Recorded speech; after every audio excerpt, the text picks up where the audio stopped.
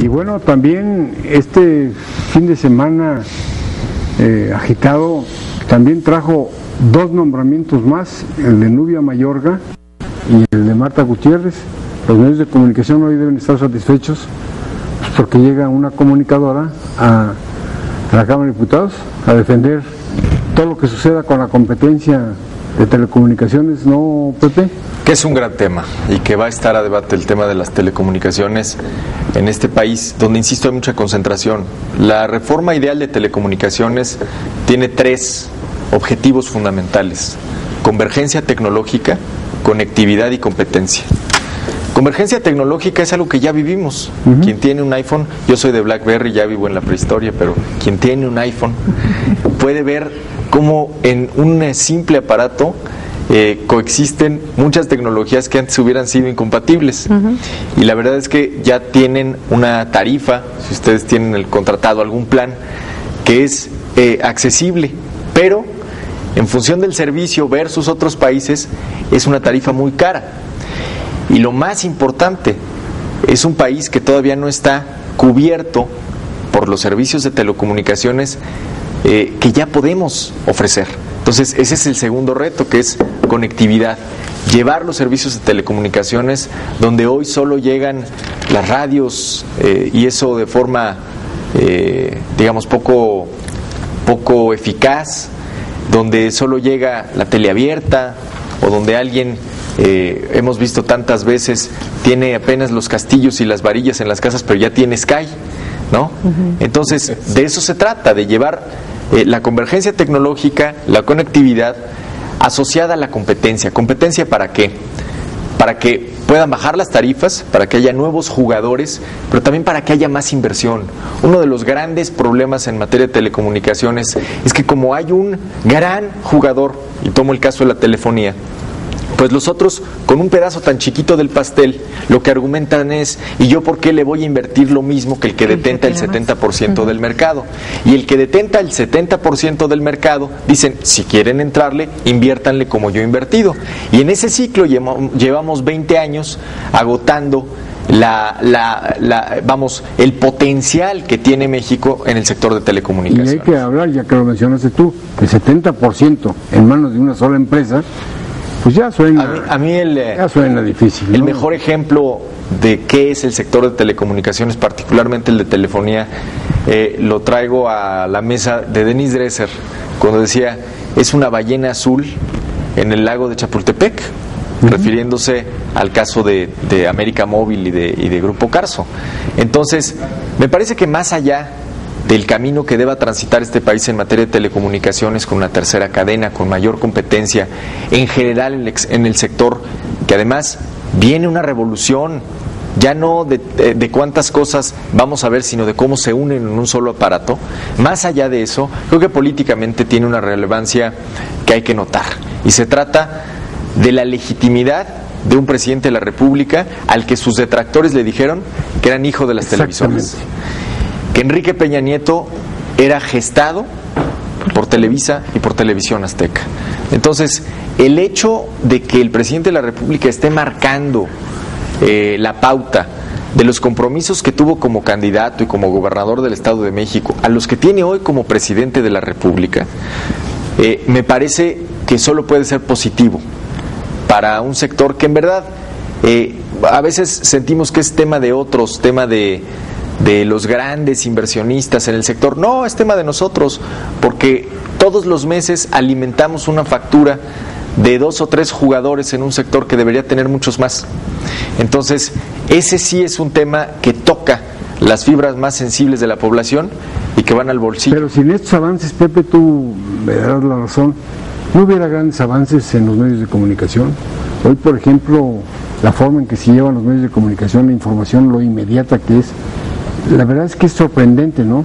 Hubo épocas en las que los periódicos mandaban sus corresponsales a cualquier gira y tenían que ir a la estación al aeropuerto para ver qué piloto les iba a traer a su lugar de origen para que se pasaran las predicciones de hoy. Simplemente con apretar un botón o mandarlo por Internet, ya está solucionado.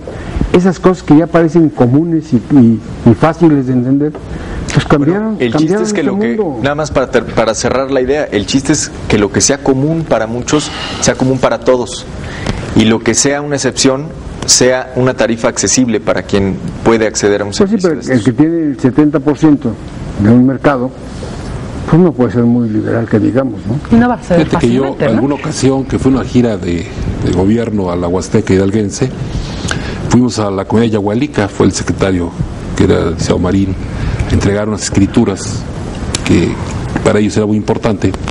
Y entonces había traductor al náhuatl porque no hablaban español las personas.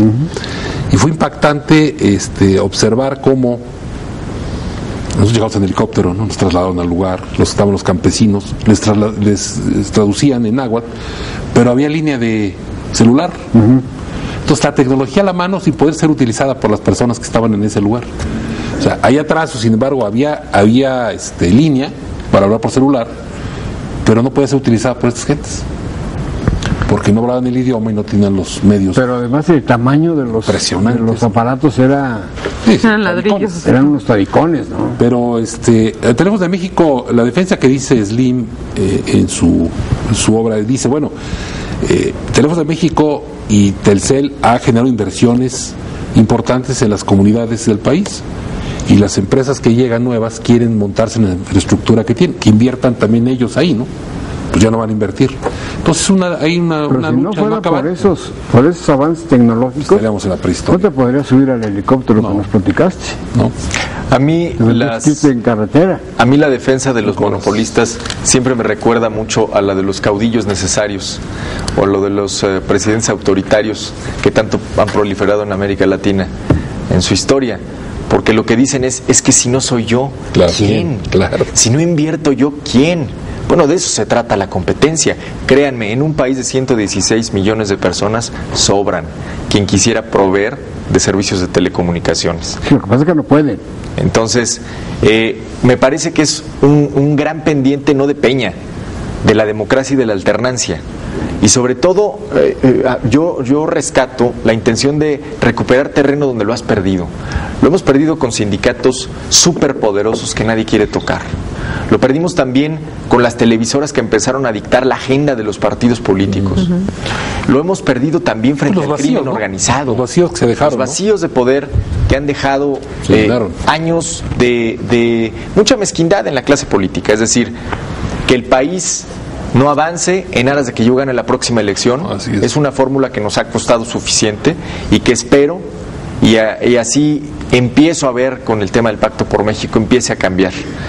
Que al menos esa ecuación empiece a ser diferente. Sin embargo, Pepe, el país es otro, O sea, ha habido grandes avances, falta mucho por realizar, pero sí ha habido avances. Ojalá el gobierno actual sí logre entender que ya no es el mismo lenguaje con el que se debe hablar. Para empezar, tenemos que celebrar que a finales de los 90 haya habido las reformas necesarias en materia financiera, particularmente en el Banco de México, que han permitido que una crisis como la del 2008 hasta la fecha nos haya permitido tener una institución autónoma con una bajísima inflación, que, ojo, es el impuesto por definición más caro para los pobres.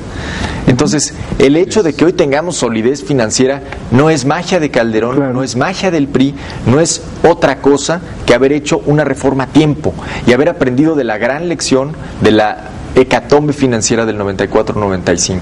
Entonces, ese es un buen ejemplo de para qué sirve una reforma. Nadie se le aplaudió a Zedillo en su momento, Nadie reconoció la reestructura de las arcas públicas que hizo el presidente Zedillo.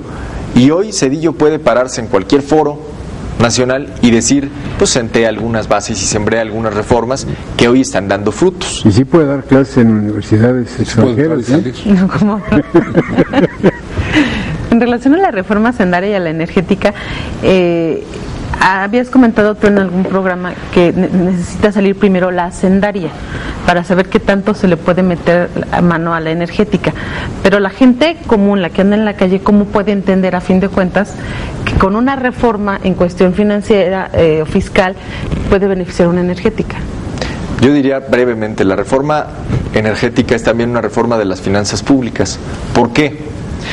Porque uno de cada 3 pesos que gasta el gobierno mexicano viene del petróleo. Y eso te condiciona muchas cosas. Todo.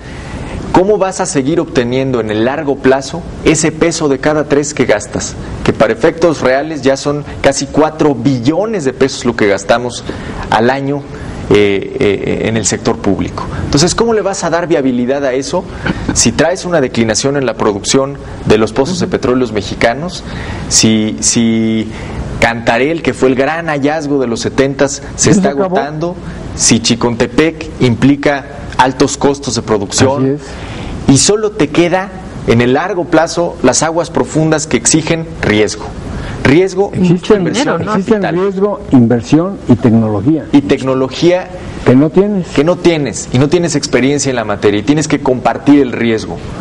Pues yo le diría a aquellos que dicen es que el petróleo nos los dio Cárdenas y es de los mexicanos, yo digo claro que sí, el petróleo es propiedad de la nación, en tanto lo saquemos, porque de lo contrario el petróleo en el subsuelo es un recurso etéreo que no servirá para financiar el desarrollo que sí necesitamos.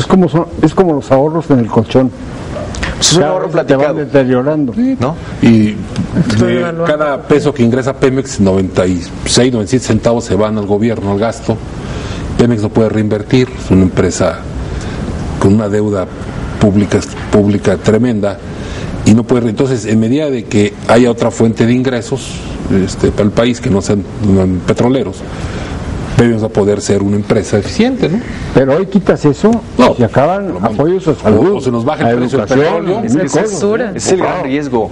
Lo que no hemos querido ver es que hay mucho gasto público social asociado al petróleo. Totalmente. Y a que en los últimos 10 años el precio del petróleo ha sido muy generoso con nosotros. La pregunta es, si hoy nos cuesta más dinero producir lo mismo, que es lo que ya nos pasa, ¿qué vamos a hacer en los próximos 20 años? ¿Qué vamos a hacer en los próximos 30? Para que ese peso de cada 3 que se gasta en el sector público pueda ser garantizado y en su caso ampliado. Así es. ¿Y tendremos cantidad y tiempo para eso? Yo creo que es una de las grandes interrogantes que tendrán que responderse hacia el final de este año, hacia el segundo semestre del año, y ojalá de verdad lo podamos ver con menos apasionamientos y menos bajo el tamiz de las ideologías y más con un afán práctico de cómo financiamos el desarrollo de este país. Pues por lo pronto hoy nos vamos. El programa está terminado. Le agradecemos a usted que nos hizo favor de sintonizarnos en este programa, en este primer programa de este año, y le pedimos de favor que nos acompañe el próximo sábado en punto de las 8 de la noche en una emisión más de Visto Bueno Televisión. Gracias.